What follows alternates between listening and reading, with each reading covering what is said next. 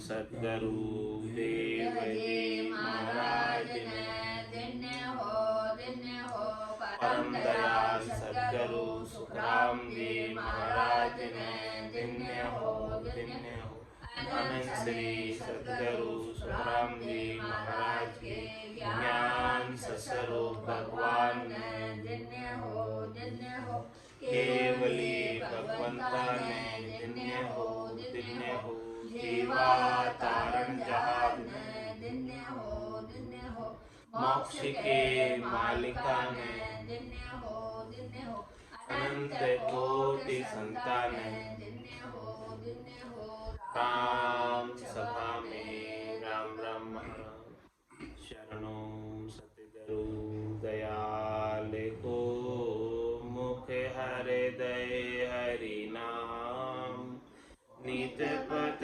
संगत साधु के जीवन मुक्त सुख राम आनंदे पद पर काश के दायक सतगुरु राम अनंत कोटि जन सहाय के ताय करूं प्रणाम सतगुरु को एको सब मन कोई लेवे मान तो सहज होते है संत दास मुश्किल सुआसान भक्ति भक्त भगवंत गुरु चतुर नाम बपुए इनके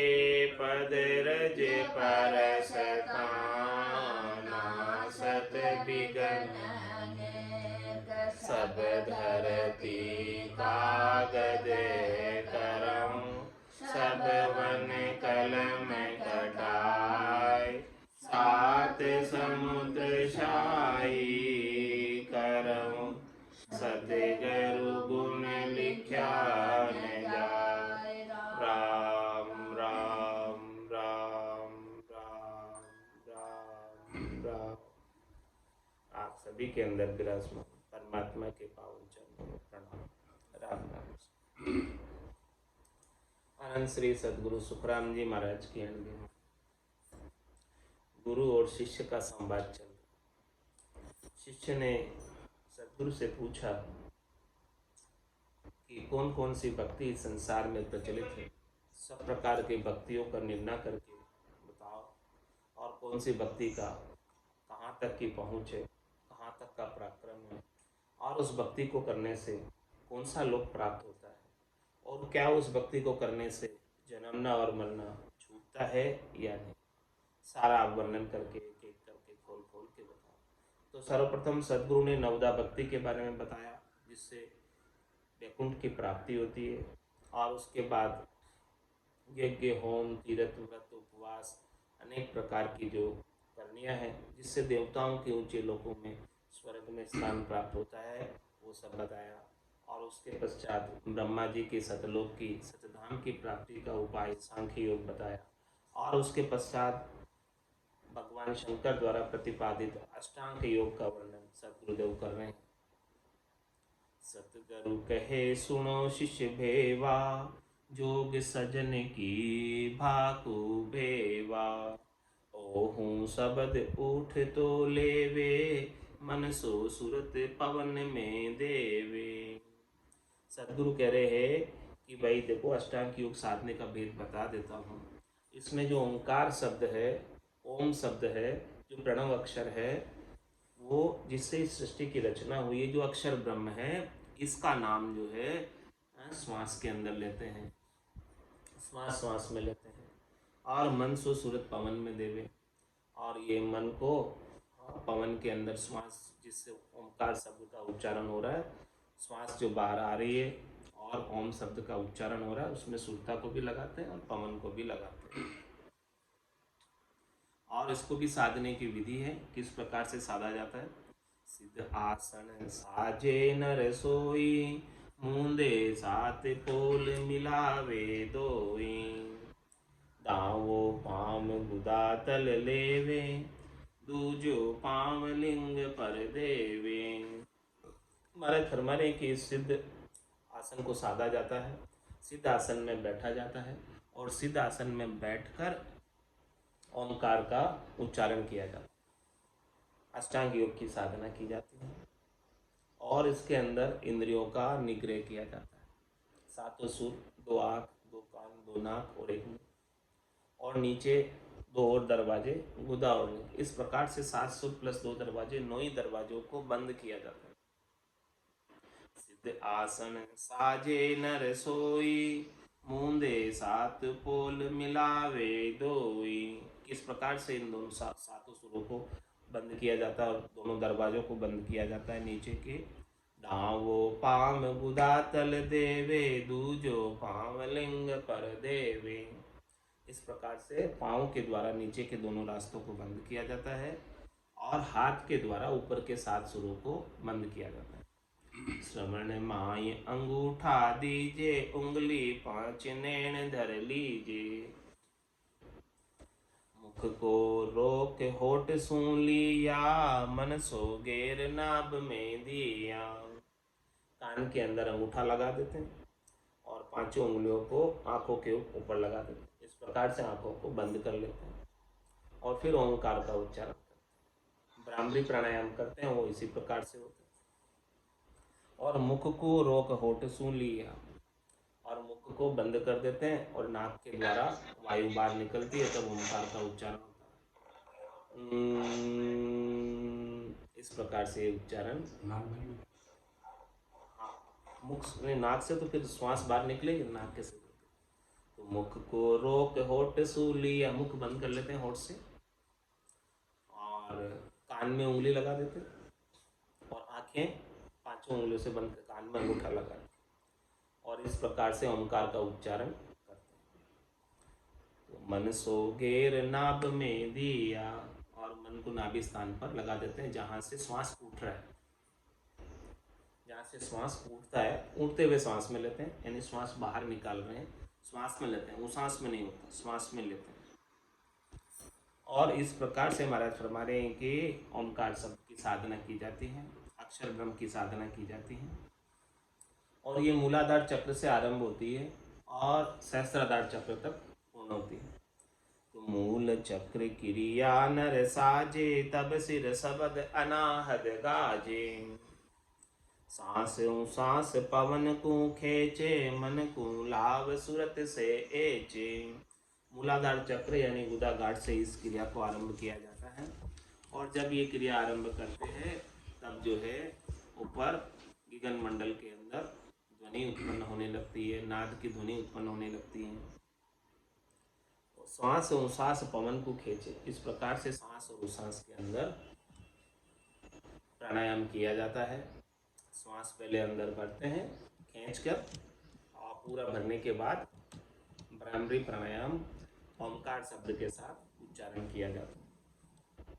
और मन को लाव सूरत से, मन को जो है सूरत को, मन को, दोनों को इस श्वास के अंदर ओंकार शब्द के साथ लगा दिया जाए ताकि मन भी स्थिर हो जाए।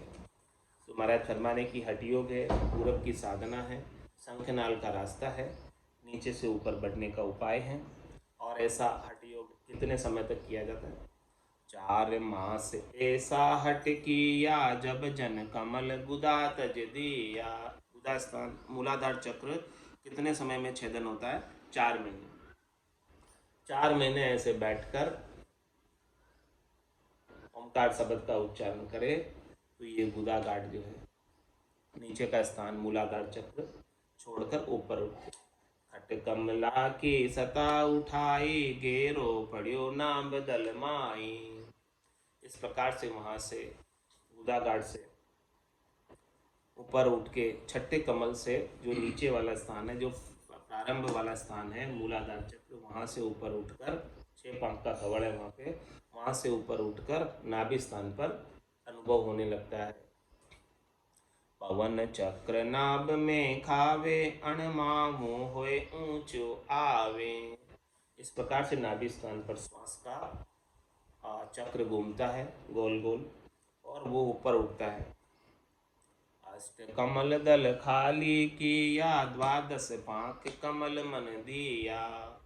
जो पहला जो गुदाघाट है, मूलाधार चक्र है, वहाँ 6 पांख का कवड़ था, और नाभि स्थान पर 8 पांख का कवड़ है, और हृदय स्थान पर साधना करते हैं ओमकार शब्द की, तो ये 12 पांख का कवड़ है हृदय स्थान पर। इस प्रकार से नीचे से ऊपर आते जाते हैं।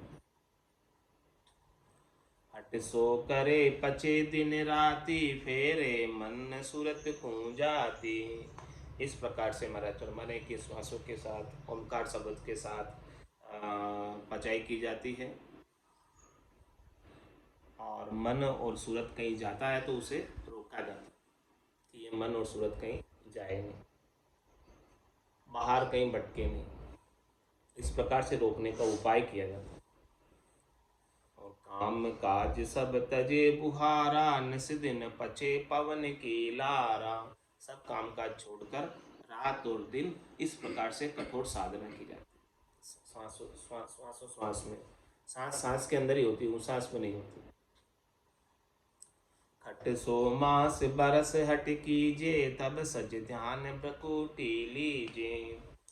महाराज फरमाने की प्रकुटी तक कब पहुँचता है, नीचे से ऊपर कब पहुँचता है शंखनाल में, कि खट सो मास बरस हट कीजे, 6 महीने से लगाकर 12 महीने तक ऐसी साधना सब काम छोड़कर कोई करे, तब जाके नीचे से ऊपर पहुँचता है। प्रकुटी के अंदर ध्यान लगता है। क्रिया इस विधि बखानी, प्रकुटी भेद तत्व विद जानी। इस प्रकार से महाराज हमारे की क्रिया है, साधना है, और प्रकुटी के अंदर तत्व का भेद, तत्व का आनंद प्राप्त होता है, ऐसी विधि है। जब लग कसे सजे जन काया, तब लग आहार चुचम कर भाया। महाराज में जब तक ऐसी साधना की जाती है तब तक आहार के ऊपर नियंत्रण रखा जाता है। गरिष्ठ भोजन नहीं किया जाता है, अत्यधिक भोजन नहीं किया जाता है, अल्प आहार ही लिया जाता है, थोड़ा सा ही आहार, जिससे ये प्राण शरीर में बने रहें, शरीर को भाड़ा दिया जाए, इससे अधिक और कुछ भी नहीं, स्वादों के लिए नहीं।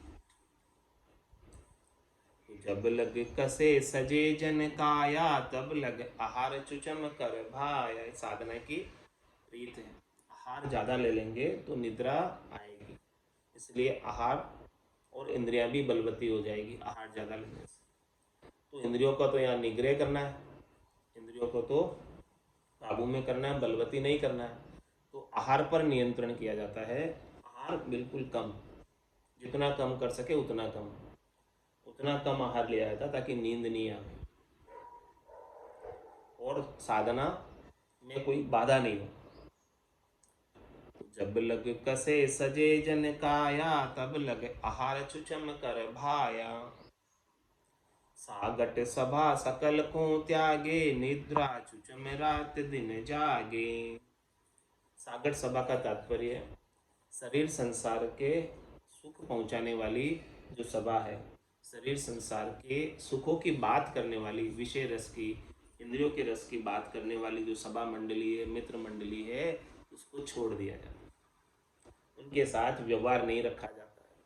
तो सागट सभा सकल को त्यागे, सबको त्याग कर, निद्रा चुचम रात दिन जागे, रात और दिन मैक्सिमम समय तक जागते हुए इस प्रकार से ओमकार शब्द का उच्चारण श्वास श्वास में करते, सिद्धासन में बैठकर करते रहते हैं। रात को सोते भी बहुत कम है, बस खाली जो शरीर को थोड़ा सा विश्राम देने के लिए कोई 3-4 घंटे सो ले तो सो ले, बाकी 24 घंटे में से 20 घंटे साधना करते, 18 तो करते ही करते, 1-2 घंटे खाने पीने के लिए, बाकी 18 घंटे तो 24 में से साधना। तो निद्रा आहार, निद्रा चुचम रात दिन जागे, क्या क्या कंडीशन हो गई, आहार बहुत कम लेना, सोना बहुत कम, सागट सभा को छोड़ना, कुसंग को छोड़ना, और इस प्रकार से श्वास श्वास में साधना करना। चाले गेल कबऊ नहीं धावे, मुख सुबेन चुचम सोलावे। और कभी रास्ते में चलता है तो आगत नहीं करता, तेज गति से नहीं चलता, बिल्कुल धीमी गति से आराम आराम से पांव धरते हुए चलता है, क्योंकि अंदर की शांति बताती है उसके कि भीतर में शांति है कि नहीं। भीतर में यदि अजग लगी हुई है, भीतर में कोई चाहना है, तो समझो कि अभी इंद्रियों का निग्रह नहीं हुआ, इंद्रियों में कोई चाहना बची हुई है, इसीलिए वो तेज तेज, इंद्रियों में कोई अजग लगी हुई, इसलिए उस अजग की पूर्ति के लिए तेज तेज चल रहा है। अब उसको कोई चाहना नहीं, इंद्रियों का निग्रह हो गया, तो ये पहचान बताती है कि वो कैसे चल रहा है। उसकी चाल देखकर, उसके हाल देखकर, हालचाल देखकर पता चल जाता है कि इसके भीतर क्या हो।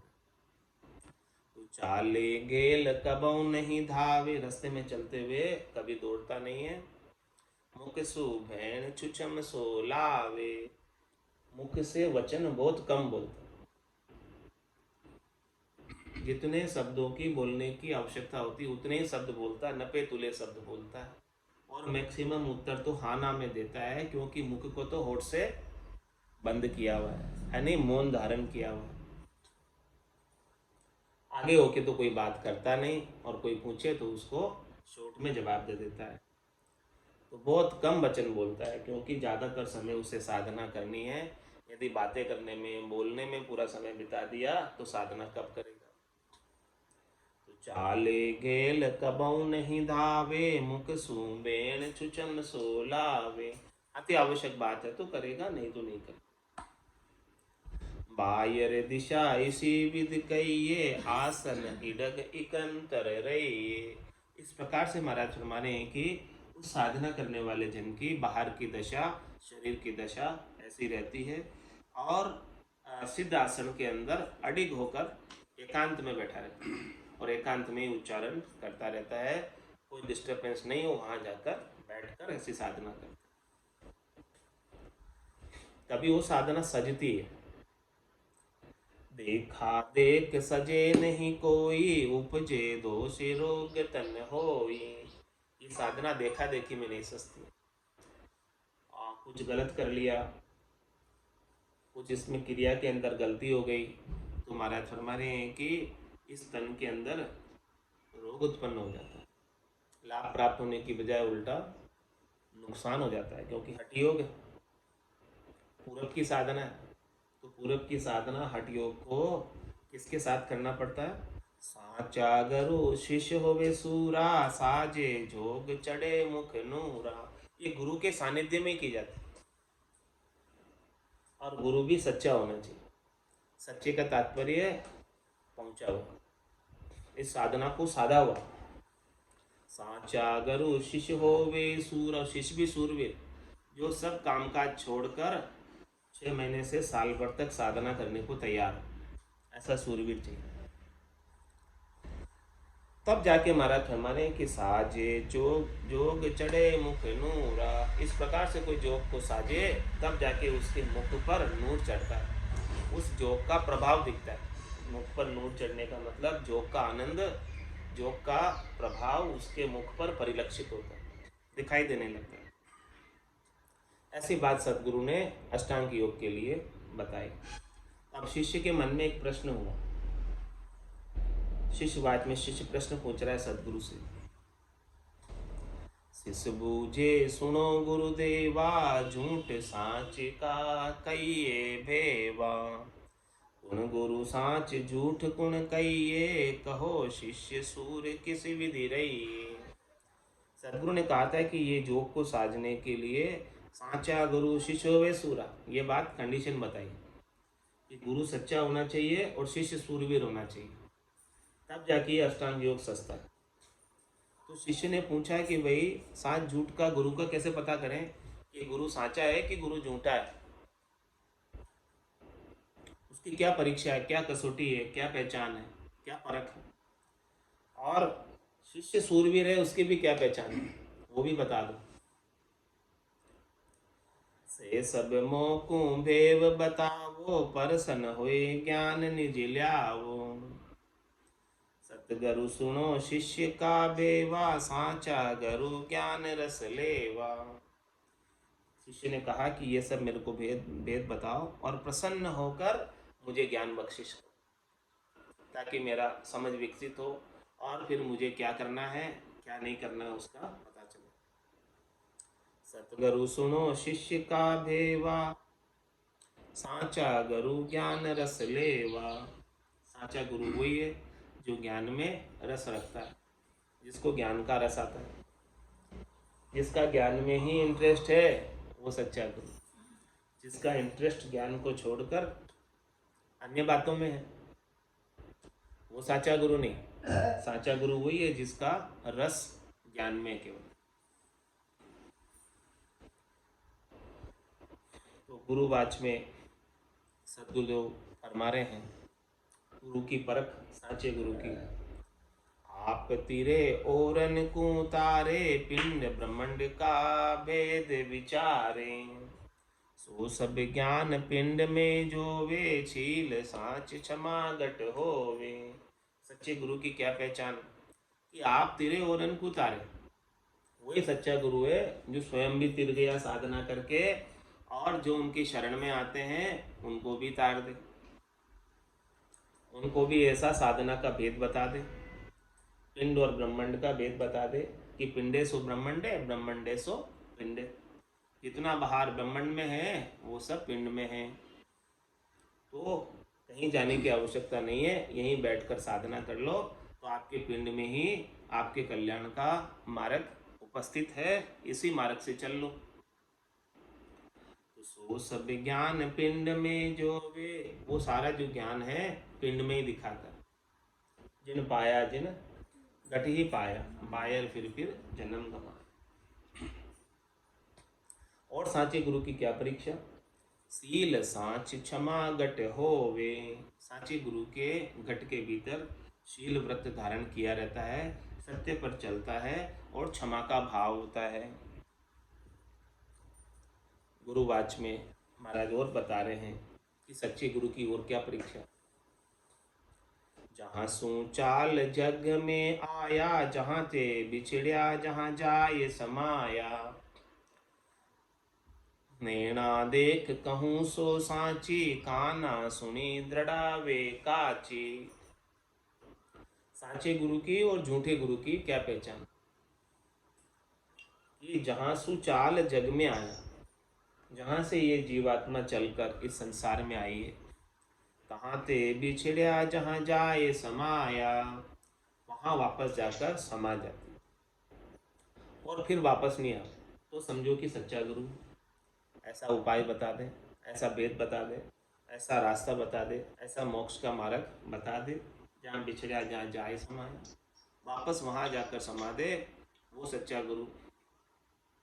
और नैना देख कहूँ सो सांची, और सच्चे गुरु वो हैं जिन्होंने प्रत्यक्ष रूप से अनुभव किया अपने घट के भीतर, और वो फिर बता रहे हैं बात।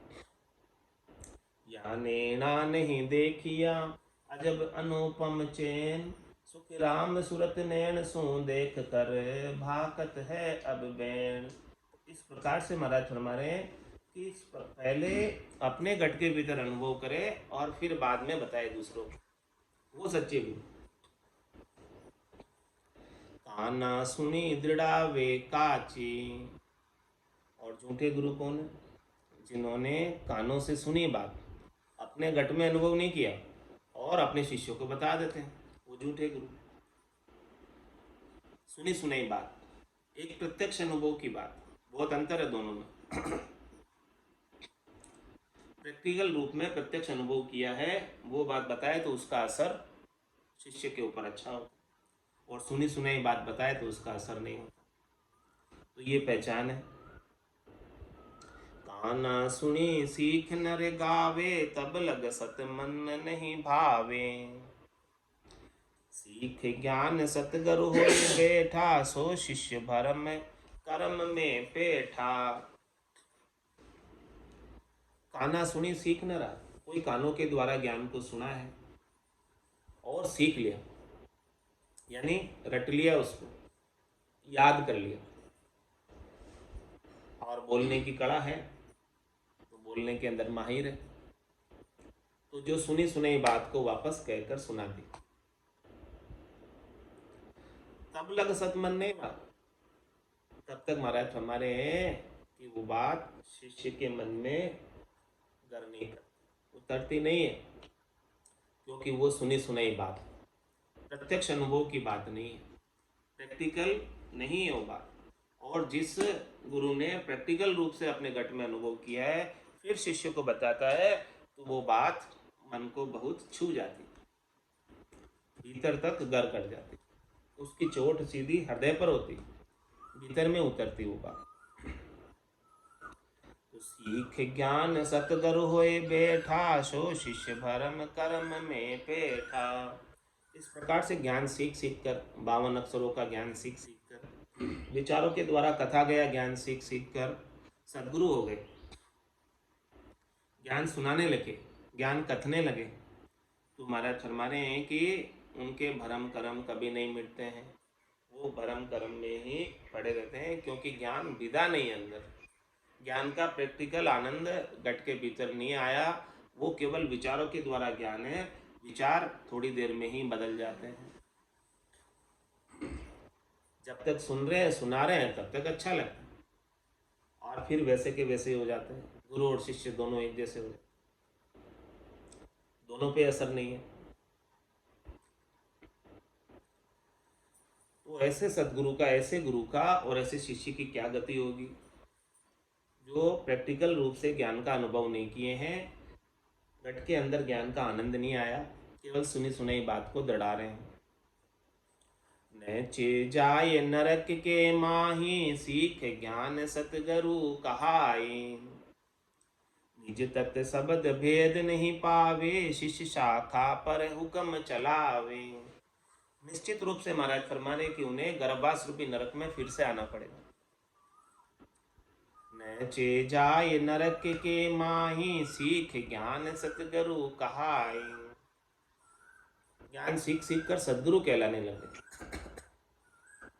जबकि वास्तव में सदगुरु के गुण तो है नहीं, वास्तव में सदगुरु तो है नहीं, केवल सीख ज्ञान सीख कर, विचारों के द्वारा ज्ञान सीख कर सदगुरु कहलाने लग गए, बाजने लग गए। केवल सदगुरु सदगुरु कह दिया, सदगुरु हुआ न कोई।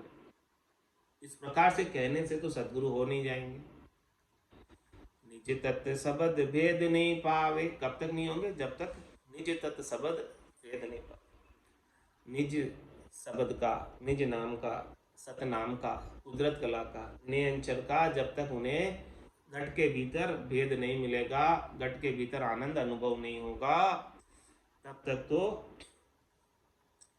महाराज फरमा रहे हैं कि निश्चित रूप से उन्हें गर्भवास रूपी नरक में फिर से जाना पड़ेगा, चाहे भले वो सदगुरु बनकर बैठे हों। और शिष्य शाखा पर हुक्म चलावे, शिष्य शाखा पर हुक्म चलाते, ज्ञान सीख सीख कर, तो उससे कुछ लाभ प्राप्त होने वाला नहीं है। न तो गुरु को लाभ मिलने वाला है और न ही शिष्यों को लाभ मिलने वाला है। से गुरु झूठ भेद नहीं पाया, सुन सुन ज्ञान औरा कह भाया। वो गुरु निश्चित रूप से झूठे गुरु हैं। शिष्य ने पूछा कि कौन से गुरु सच्चे हैं और कौन से गुरु झूठे हैं। तो से गुरु झूठ भेद नहीं पाया, कौन से गुरु झूठे हैं, जिनको निज नाम का, सतनाम का, कुदरत कला का, नियंचर का भेद नहीं मिला, जिनके गट के भीतर ऐसी जागृति नहीं है नाम की। तो से गुरु झूठ भेद नहीं पाया, जागृति नहीं है तो फिर क्या करेंगे। सुन सुन ज्ञान औरा कह भाया, केवल दूसरों से ज्ञान सुनेंगे या कहीं से पढ़ेंगे और पढ़कर सुना देंगे, या सुना सुनाया ज्ञान वापस बता देंगे।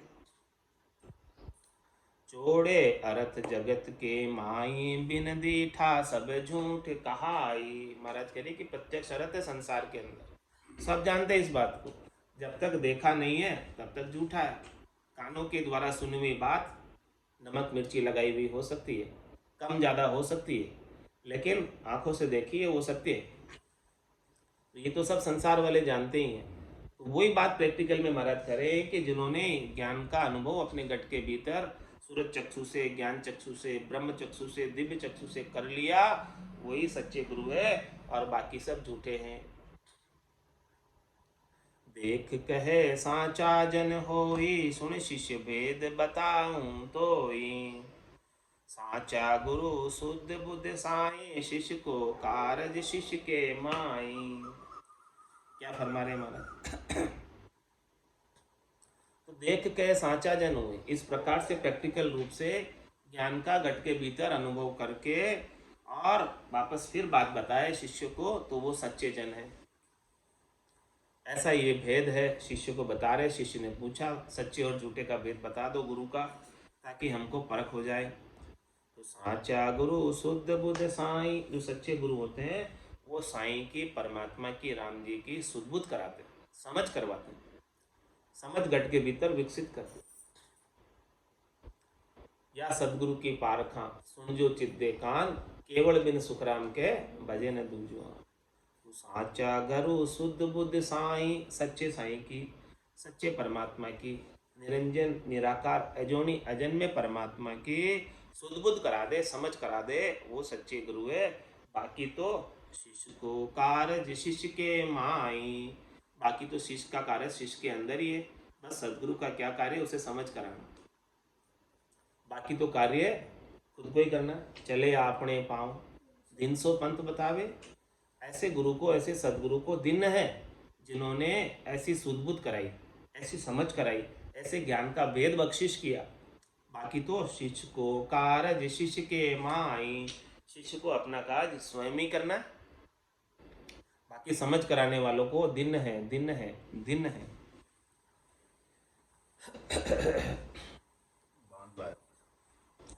बांदा आयो मोसर मतिहारो रे, बांदा आयो मोसर मतिहारो, जहाँ संग हंस अगम गर पहुँचे, जहाँ संग हंस अगम गर पहुँचे, वे सतगुरु शिर धारो रे, मांदा आयो मोसर मतिहारो रे, आयो मोसर मतिहारो, जग को हेत सकल दुखदायक, जग को हेत सकल दुखदायक, जहाँ संग सुख मति जानो मेरे रामा, जहाँ संग सुख मति जानो, सुखदायक सत्संगत जग में, सुखदायक संगत जग में, सतगुरु शरण पिछानो मेरे रामा, सतगुरु शरण पिछानो रे, मांदा आयो मोसर मतिहारो रे, मांदा आयो मोसर मतिहारो, माते पिता सुत गोत कड़ुम्बो, माते पिता सुत गोत कड़ुम्बो, जोन जोन संग होई मेरे रामा, जोन जोन संग होई, मिन खादे है करू बहु पाशो, मिन खादे है करू बहु पाशो, सतगुरु मिलयन कोई मेरे रामा, सतगुरु मिलयन कोई रे, बांदा आयो मोसर मतिहारो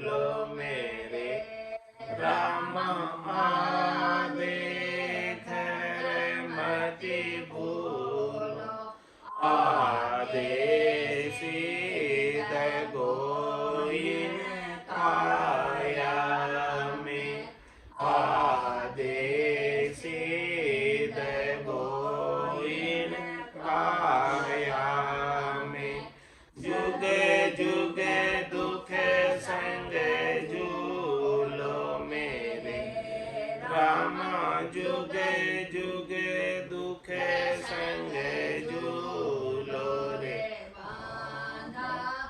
आयो मोसर मति हारो रे मांदा आयो मोसर मति हारो तीन लोक लगे माया काची तीन लोक लगे माया काची और सकत लगे भाई मेरे राम और सकत लगे भाई जहाँ लगे ज्ञान दिखे सब काचा जहाँ लगे ज्ञान दिखे सब काचा मति मानो जग माई मेरे मति मानो जग माही रे मांदा आयो मोसर मति हारो मांदा आयो मोसर मति हारो कै सुख राम मान नर मेरी कै सुख राम मान नर मेरी मैं अंचर गम लीजे मेरे मैं अंचर गम लीजे पाडर पीठ चढ़े गढ़े ऊपर पाडर गढ़े ऊपर बहुरन जून धरी जे मेरे राम बहुरन जून धरी जे रे मांदा आयो मोसर मति हारो मांदा आयो मोसर मति हारो जहाँ संग हंस अगम गर पहुँचे जहाँ संग हंस अगम गर पहुँचे वे सत गरु शिर धारो रे मांदा आयो मोसर मति हारो रे मांदा आयो मोसर मति हारो बोलो राम सद्गुरु देव जी महाराज